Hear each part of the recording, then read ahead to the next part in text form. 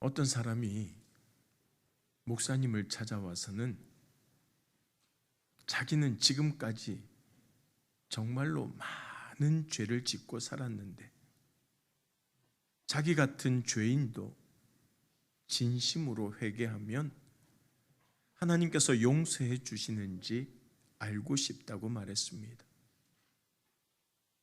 목사님은 예수님의 십자가 사랑에 대해서 한참 이야기한 후에 이렇게 물었습니다. 형제님은 아끼는 옷이 더러워졌다고 그것을 버리십니까? 그 사람은 그럴 리가 있겠냐고 당연히 깨끗이 세탁해서 다시 입는다고 대답했어요. 그러자 목사님은 그에게 다시 설명해 줍니다.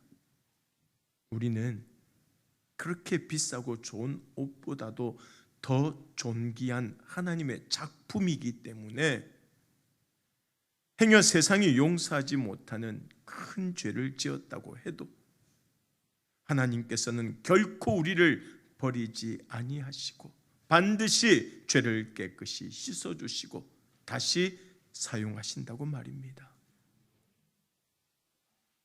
오늘 본문에서 우리에게 말씀하고 있는 것이 바로 이러한 하나님의 용서와 사랑의 은혜입니다. 오늘 본문에 등장하는 나아만은 오늘날 시리아에 해당하는 아람 나라의 군대 장관이었습니다. 요즘으로 치면 국방부 장관에 해당하는 고위직 인사인데 성경은 그가 큰 용사라고 말합니다. 또 나아만 장군은 전쟁에서 승리하여서 아람 왕의 신임과 백성들의 존경을 한 몸에 받고 있었는데 문제는 그가 나병 환자였다는 것이에요. 열왕기하 5장 1절 말씀을 우리 같이 한번 읽어볼까요? 열왕기하 5장 1절입니다. 아람 왕의 군대 장관 나아만은 그의 주인 앞에서 크고 존귀한 자니 이는 여호와께서 전에 그에게 아람을 구원하게 하셨음이라. 그는 큰 용사이나 나병 환자더라.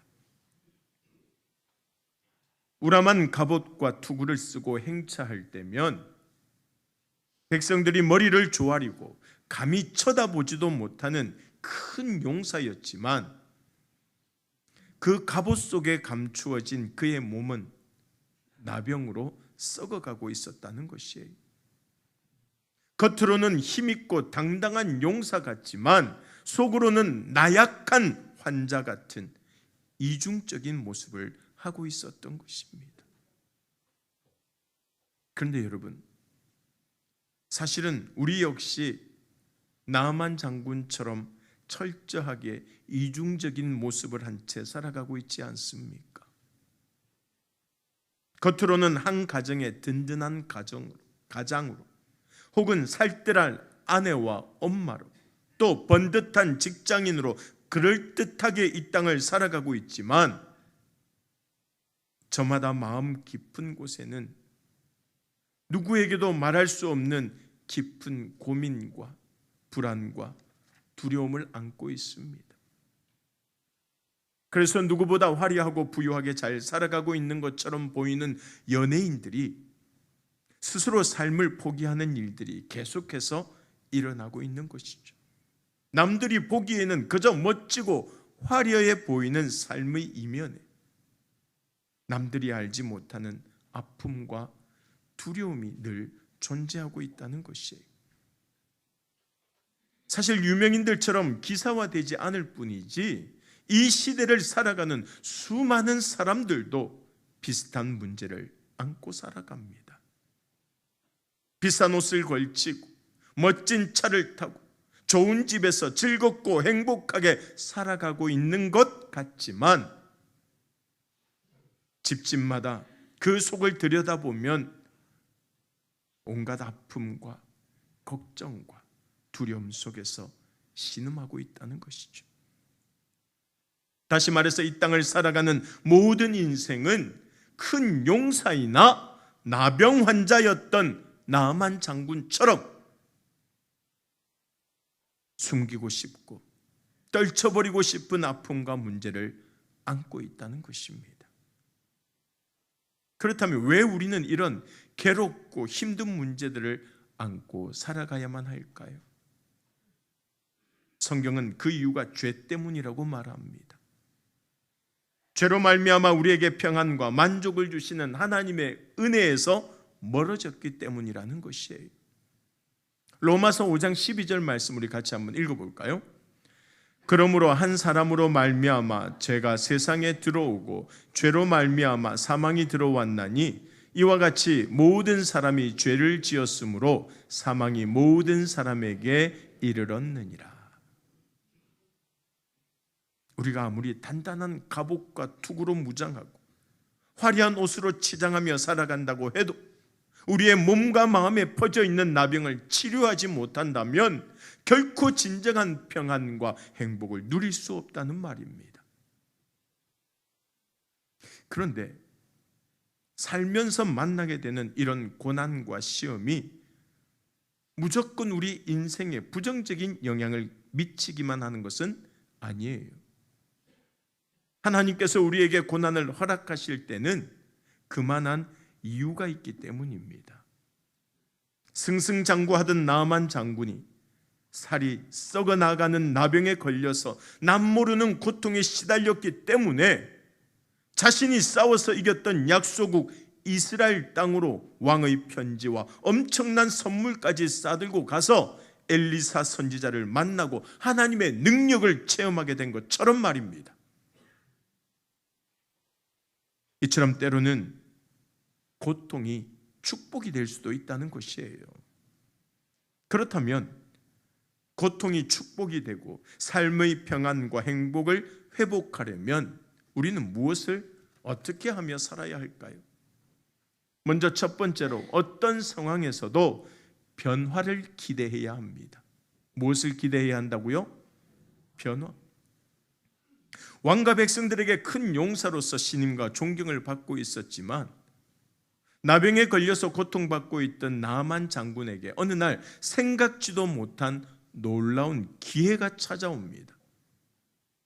전에 전쟁 중에 이스라엘 땅에서 붙잡아온 어린 소녀가 나아만의 집에서 시중을 들고 있었는데 그 소녀가 주인의 병을 안타까워하며 나아만의 아내에게 이렇게 말합니다. 열왕기하 5장 3절 말씀 우리 같이 한번 읽어보겠습니다. 그의 여주인에게 이르되 우리 주인이 사마리아에 계신 선지자 앞에 계셨으면 좋겠나이다. 그가 그 나병을 고치리이다 하는지라. 그리고 우리가 잘 알고 있는 것처럼 이 어린 여종의 진심 어린 말로 인하여서 세상의 어떤 권세나 재물로도 고치지 못했던 나아만 장군의 나병이 깨끗이 나음을 받게 되었던 것이에요. 유대인 철학자 마틴 부버는 살아간다는 것은 만나는 것이다 라고 말했습니다.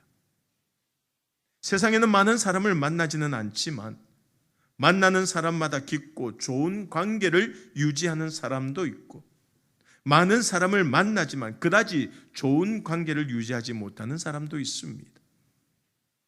물론 자신의 성격과 인생관에 따라서 만남의 가치를 다르게 매길 수는 있지만 아무리 하찮아 보이는 만남이라도 진정으로 상대방을 대하면 때로는 그 만남이 인생의 중요한 전환점이 되기도 하고 축복이 되기도 한다는 사실을 우리는 기억해야 한다는 것이에요. 나아만 장군과 이스라엘에서 포로로 잡혀온 어린 소녀의 만남이 그랬지 않습니까? 중요한 것은 이 만남이 결코 우연이 아니라는 것이에요. 전에도 하나님께서 나아만에게 아람을 구원하게 하신 것처럼 이번에도 이 소녀를 통하여서 다시 한 번 더 기회를 주신 것이에요. 사실 사도 바울도 늘 하나님께서 자신에게 기회를 주셨다고 고백했습니다. 고린도 교회에 보내는 편지에도 하나님의 뜻을 따라 사도로 부르심을 받았다고 고백하고 갈라디아 교인들에게도 오직 하나님 아버지로 말미암아 사도가 되었다고 말합니다. 말하자면 자기 인생의 참 주인이신 하나님을 만남으로 자신의 정체성과 사명을 분명하게 깨닫게 되었다는 것이에요.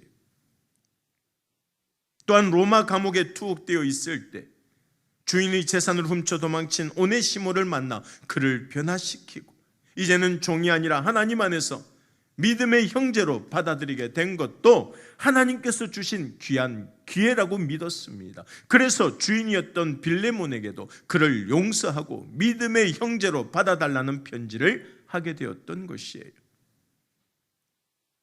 사랑하는 여러분, 하나님께서는 언제나 우리가 시험과 문제를 이겨내고 새롭게 변화될 수 있도록 기회를 마련해 주시는 줄로 믿습니다. 그러므로 우리가 어떤 상황에 있든지 변화를 기대한다면 하나님께서 주시는 기회를 발견하게 될 줄로 믿습니다. 다이너마이트를 발명하여서 부와 명예를 누리던 알프레드 노벨이 어느 날 신문에서 죽음의 상인 알프레드 노벨 사망이라는 충격적인 기사를 보게 되었습니다. 멀쩡히 살아서 신문을 보고 있는데 자기가 죽었다는 기사가 실린 것이에요.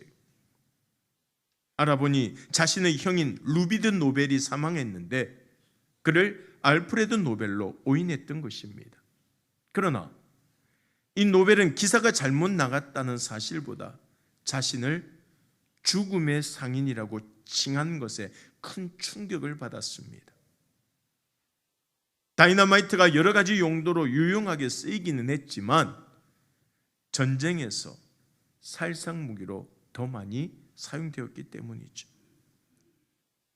그날 이후 노벨은 자신의 삶을 깊이 돌아보는 기회를 가지게 되었고 지금까지 얻은 엄청난 재산을 인류를 위해 기여한 사람들을 위한 상금으로 기부하겠다는 유언을 남기게 되죠. 그렇게 노벨상이 탄생하게 되었던 것입니다. 이런 변화의 기회가 주어질 때 변화의 삶을 살아가고 하나님이 주신 그 기회를 잡아서 하나님 앞에 바로 서 나아갈 때 하나님께서는 더 크고 놀라운 은혜를 우리들에게 부어주실 줄로 믿습니다. 그리고 그 고통이 축복으로 바뀌게 되는 것이에요. 두 번째로 고통이 축복이 되는 변화를 원한다면 고정관념을 버려야 됩니다. 무엇을 버리라고요? 나아만 장군은 자신의 병이 낫게 되는 변화를 기대하며 이스라엘로 떠났습니다. 그러나 이스라엘에 있던 하나님의 선지자 엘리사는 자기의 기대와는 달리 강대국의 장수인 자신을 홀대하며 상식에 맞지 않는 어이없는 요구를 하는 거예요. 자, 오늘 본문 10절 말씀 우리 같이 한번 읽어볼까요? 엘리사가 사자를 그에게 보내 이르되 너는 가서 요단강에 몸을 7번 씻으라 내 살이 회복되어 깨끗하리라 하는지라. 이때 나아만 장군이 어떻게 반응하죠? 다음 절 11절 말씀 같이 읽습니다. 나아만이 노하여 물러가며 이르되 내 생각에는 그가 내게로 나와서서 그의 하나님 여호와 이름을 부르고 그의 손을 그 부위 위에 흔들어 나병을 고칠까 하였도다. 나아만 장군이 화를 내는 것도 무리는 아니에요. 당장 엘리사가 달려나와서 엎드려 절을 해도 시원치 않을 판에 자기는 코빼기도 보이지 않고 종을 시켜서 강물에 7번 몸을 씻으라는 황당한 요구를 했기 때문입니다. 여러분, 아람에는 물이 없어서 이스라엘까지 온 것이 아니지 않습니까? 그런데 나아만 장군이 분노를 표출하고 있는 이 11절 말씀에서 유독 눈에 띄는 말이 있습니다. 바로 내 생각에는 이라는 말이에요. 내 생각에는.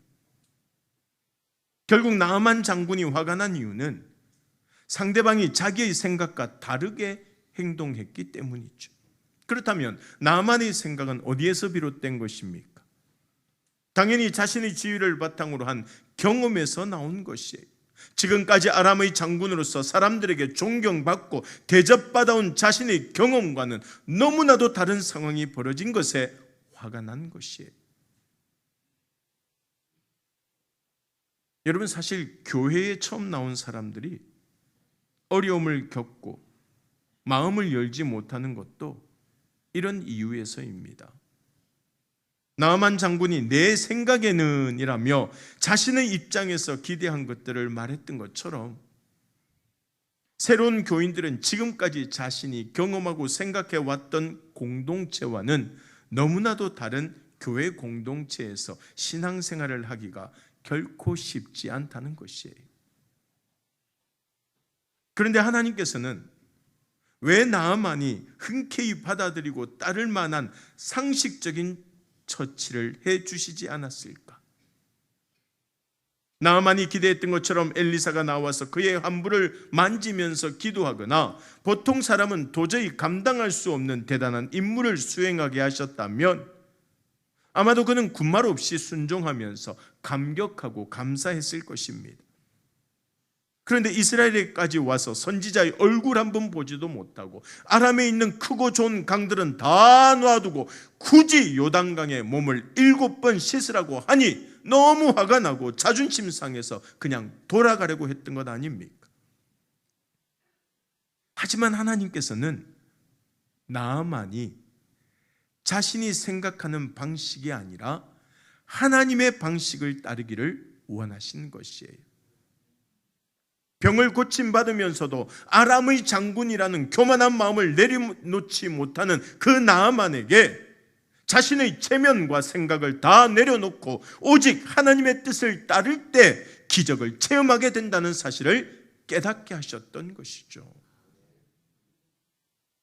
마치 자기 눈에 보이는 것이 전부이고 자기가 생각하는 것이 다 맞다고 고집을 부리는 어린아이와 같이 부족하고 어리석은 자신의 생각으로 가득했던 마음이 하나님의 뜻으로 채워지기를 원하셨던 것입니다. 사실 우리도 마찬가지입니다. 나아만처럼 내세울 만한 업적이나 권력이 있는 것도 아니면서 늘 우리의 생각과 방식을 고집합니다. 우주의 주인 되시는 하나님 앞에서 알량한 우리의 경험과 지식을 앞세우며 하나님의 뜻을 거부하는 우리에게 하나님께서는 이렇게 말씀하십니다. 이사야서 55장 8절에서 9절 말씀입니다. 같이 읽겠습니다. 이는 내 생각이 너희의 생각과 다르며 내 길은 너희의 길과 다름이니라. 여호와의 말씀이니라. 이는 하늘이 땅보다 높음같이 내 길은 너희의 길보다 높으며 내 생각은 너희의 생각보다 높음이니라. 할렐루야. 여러분 믿으십니까? 우리의 생각보다 더 높고 깊으신 생각이 바로 하나님의 생각이라는 것이에요. 사랑하는 여러분, 우리의 마음은 우리가 경험하고 생각하는 것만큼만 열려 있기 때문에 하나님의 능력이 우리 삶 속에 역사하지 못한다는 사실을 기억하시기 바랍니다. 따라서 금방 한계에 부딪히는 내 생각을 내려놓고 우주보다 넓고 높은 하나님의 생각을 따를 때에 우리 힘으로는 결코 해낼 수 없는 놀라운 일들이 일어나게 될 줄로 믿습니다. 20세기 최고의 복서로 평가받는 무하마드 알리는 1960년 18살의 어린 나이에 미국 국가대표로 로마 올림픽에 출전하여 모두가 간절히 바라던 금메달을 목에 걸었습니다.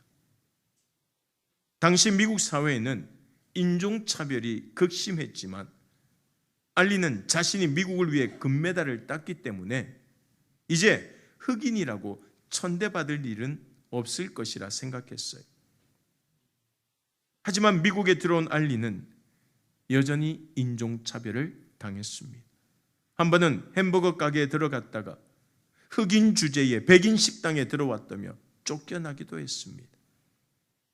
그제야 알리는 자신은 미국의 금메달을 안겨준 영웅이니까 아무도 차별하지 않을 것이라는 생각이 자신의 착각이었음을 깨닫게 되었고, 그토록 자랑스럽게 여기던 금메달을 오하이오 강에 던지며 그동안 허상에 사로잡혀 살아온 나의 착각은 끝이 났다라고 말했다는 것이죠.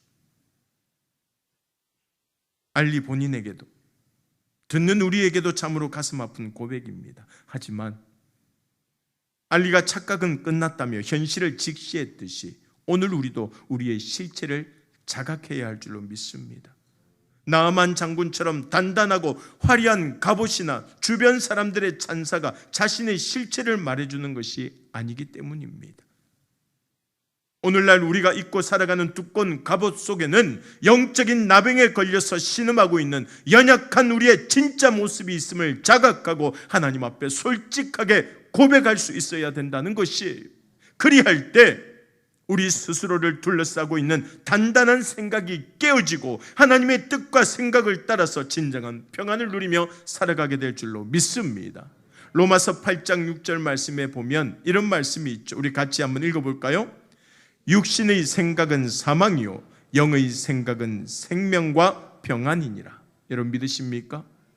여러분 다시 한번 말씀드리지만 나병에서 깨끗하게 되기 위해서 나만이 할 일은 아무것도 없습니다. 그가 할 수 있는 일도 없습니다. 다만 겸손하게 하나님의 말씀을 믿고 순종하는 것뿐입니다. 우리가 구원받는 것도 마찬가지예요. 우리가 구원받고 하나님의 자녀로 살아가기 위해서 우리가 할 일은 아무것도 없습니다. 오직 예수 그리스도를 믿고 순종하는 것뿐이라는 것이에요. 믿고 순종하면 구원의 역사가 임하게 되는 줄로 믿습니다. 결국 우리가 스스로 자랑할 것은 아무것도 없으며 나만의 집에서 수종들던 어린 소녀처럼 오직 구원은 하나님께 있음을 믿고 하나님을 자랑해야 할 줄로 믿습니다. 그리하면 우리를 통해 나아만과 같이 자기 생각에 사로잡혀 있던 사람들도 하나님을 만나고 구원받는 역사가 일어나게 될 것입니다. 오늘 주신 말씀 꼭 기억하면서 무엇보다 선지자를 만나기 위해 이스라엘로 떠나고 다시 요단강으로 내려가서 몸을 씻으면서 거듭거듭 낮아졌던 나아만처럼 자신의 생각을 버리고 하나님의 말씀에 순종함으로 깨끗하게 회복되어 남은 평생은 오직 하나님의 뜻대로 살아가는 우리 간만의 모든 가족들이 다 될 수 있기를 주님의 이름으로 간절히 소망합니다.